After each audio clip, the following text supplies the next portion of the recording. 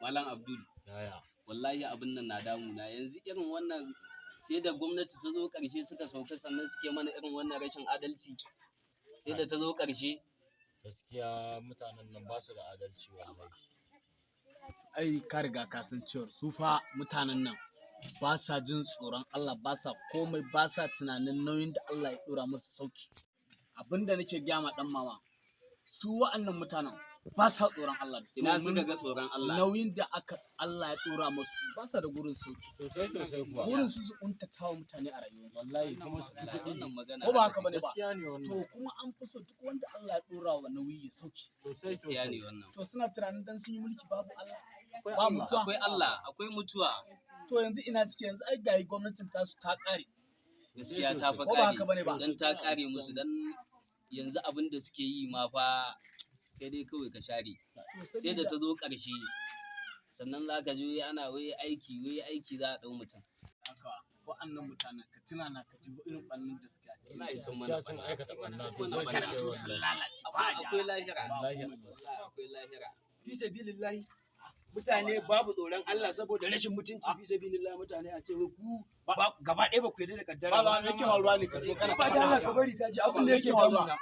Wallahi salamu alaikum ya gaji wallahi abin dole dame ni wallahi faɗa mutane ba tsoron Allah. Fi sabilillahi ku kullum ku so kuke da ku tara ma kanku kaya. Fi sabilillahi wallahi dole ka ji ina gwamnatin da ta sauka dama ba gwamnati bace ta adalci, dama azzalumai ne. Gaskiya ne wannan azzalumai. Shekara 8 ba abin da suka yi mutane, Abin da suka yi. ba abin da suka yi mutane sai zalunci. To yanzu abin da ya ƙara ƙona min rai a nan local government ɗin mu Tsanyawa. Waɗannan mutanen da kake gani wallahi tallahi ba mutanen kirki bane, mutanen banza ne. Yanzu labarin da nake ji a nan local government ɗin mu ta Tsanyawa a sakatariya wallahi duk abin da ka sani mutanen nan kwashe shi suke. Kwashewa suka yi Bayan satar da suka yi suna kan kujera yanzu ma sun saukaye sun yi sata. Hatta katifu waɗanda ake ajiyewa saboda yan NYXC in sun zo za su ringa kwana sun kwashe sun saida. Sun saida sikirab na motoci sun saida. Labule wannan abun banza labule mutanen nan sai da suka kwashe shi. Sun ɗauki fanka, sun ɗauki firiji. Me amfani waɗannan mutanen? Wallahi sai dai bi musu Allah isa. Wallahi magana Allah isa tana nan.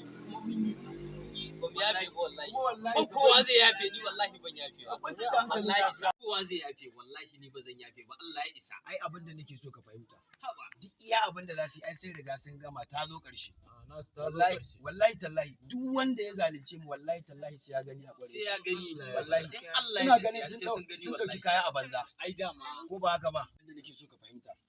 Ka gane mu yanzu ai ka kamar yanzu a tsanya irin wannan abin da suke yi.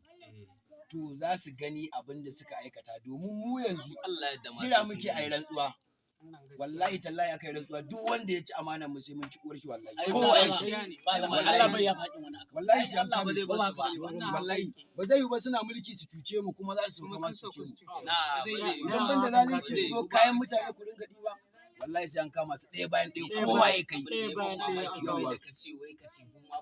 Labule waɗannan mutanen ko tiles na ƙasa idan da zai ɓamɓare za su ɓamɓare shi ba mutunci ne gare su ba wallahi ba su da imani a zauce su. Allah ya isa sannan kuma abin da za mu ɗora da shi mu ci gaba da yi ma jagororin mu na Tsanyawa addu'a. Izinin ne sun karɓo mana haƙƙin mu. Wallahi duk inda aka zalunce mu za su bi diddigi sannan kuma duk shegen da ya abu wallahi sai an kama shi kowa ya shi. Wallahi don haka ni wallahi zama majalisar nan ma na ji daɗi.